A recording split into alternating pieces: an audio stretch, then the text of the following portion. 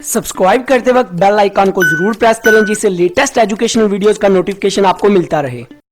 इस वीडियो में मैं आपको बताऊंगा कि ट्रेड पेएबल और ट्रेड रिसीवेबल का बेसिक कॉन्सेप्ट क्या है, बेसिक लॉजिक क्या है, इजी वे में एग्जांपल के साथ बताऊंगा और ये भी बताऊंगा कि इनको कौन से अकाउंट्स में ऐड किया जाता है।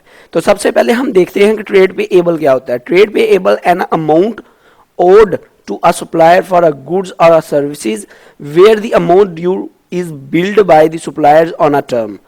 मतलब ट्रेड पेएबल फॉर एग्जांपल आपने किसी सुप्लायर से कोई सर्विसेज गेन की हैं अपने बिजनेस के लिए, या कोई उससे रॉ मटेरियल खरीदा है या कोई गुड्स खरीदी हैं, तो उसकी जो ट्रेड कोई भी ट्रेड की है अपने सुप्लायर से, या आपने किसी बाहर के मुल्क से कोई चीज़ें मंगवाई हैं तो उसके साथ आपकी अच्छी लेन देन थी, तो आपने उसे कहा यार मेरे पास अभी पैसे नहीं जो मैंने आपसे सर्विसेज गेन की हैं या कोई आपसे जो रॉ मटेरियल गेन किया है या कोई गुड्स मंगवाई हैं, कुछ भी जो आपसे मंगवाया है उसके अभी मेरे पास पैसे नहीं, या अभी मैं आपको उसका बिल क्लियर नहीं कर सकता, मैं उसको आपको कुछ देर बाद आप उससे कॉन्ट्रैक्ट कर लेते हैं या कोई एग्रीमेंट कर लेते हैं कि मैं आपको 1 माह बाद या 2 माह बाद इसका बिल क्लियर कर दूंगा, मतलब इसके पैसे जितने बनते हैं वो आपको 1 माह बाद कर दूंगा। तो ये जो वो उधार पे चीज़ें ले रहा है, उधार पे ट्रेड कर रहा है, किसी से गुड्स और सर्विसेज ले रहा है अपने सप्लायर से, उसको हम बोलते हैं ट्रेड पेएबल। मतलब अभी उसने उसके पैसे पे करने हैं, उस ट्रेड के जो उसने ट्रेड की है, जो लेन देन उसने की है सप्लायर से, उसके अभी उसने पैसे देने हैं, तो इसलिए हम इसको ट्रेड पेएबल कहते हैं। और जो ट्रेड पेएबल है वो हमारी एक शॉर्ट टर्म लाइबिलिटी होती है, मतलब छोटे पीरियड तक होती है, 1 माह बाद या 2 माह बाद या साल के अंदर अंदर ये हमारी लाइबिलिटी खत्म हो जाती है, क्योंकि साल के अंदर अंदर पैसे अदा किए जाते हैं, बिल्ड क्लियर कर दिया जाता है।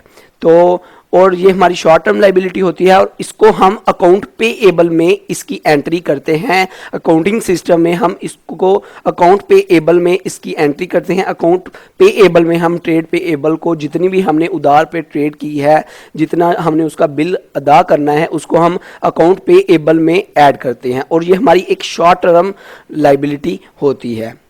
आगे है ट्रेड रिसीवेबल। ट्रेड रिसीवेबल क्या होता है? ये बिल्कुल उसके अपोजिट होगा।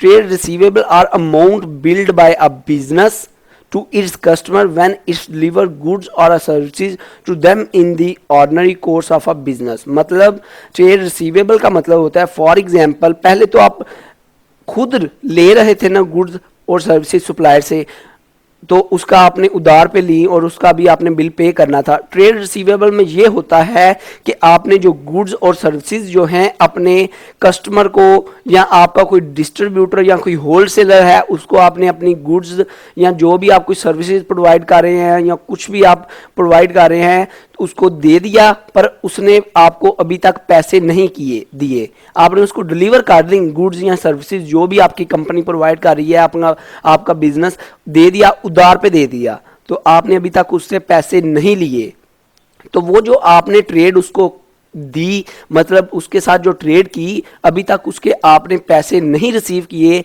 तो उसको हम बोलते हैं ट्रेड रिसीवेबल।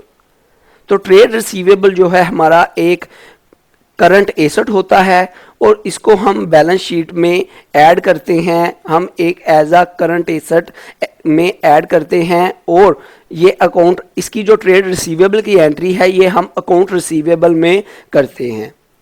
और ये जो है since it is usually convert into cash in less than 1 year, ये हमें जो है मतलब ये जो हमने डिलीवर कर दी हैं गुड्स, इसका जो रिकवर है, इनके जो पैसे हैं वो हमें 1 साल के अंदर अंदर ही हो जाते हैं। ये हमारा करंट एसेट होता है और हम इसकी एंट्री जो है अकाउंट रिसीवेबल में करते हैं। आई होप आपको इन दोनों का बेसिक कॉन्सेप्ट, बेसिक लॉजिक पता चल गया होगा। वीडियो अच्छी लगी हो दोस्तों, सब्सक्राइब और लाइक करना मत भूलिएगा। अपना बहुत ख्याल रखिएगा, दुआओं में याद रखिएगा। Good bye.